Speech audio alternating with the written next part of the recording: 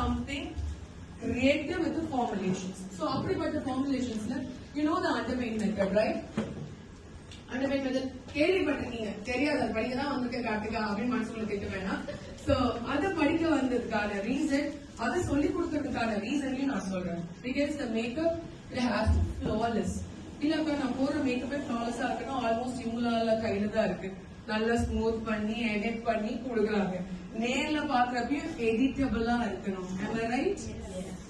Clients போட்டப்போ அக்கா போட்டு வந்து 1 hour செமையா இருக்கா, கொஞ்ச நேரம் கழிச்சு makeup there is a patch, somewhere it's bleeding, somewhere it's melting, I don't know what. ஆனா நான் உங்ககிட்ட பெரிய பேக்கேஜ் தான் எடுத்தேன், என்னன்னே தெரியல, கொஞ்சம் காசு கம்மி பண்ணுங்களேன், வருவாங்களா?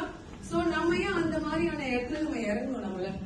So the what is the problem? அப்ப ஸ்கின் பத்தி நம்ம ஃபர்ஸ்ட் அனாலிசிஸ் பண்ணணும். இது அனாலிசிஸ் பண்ண தெரியும் தானே?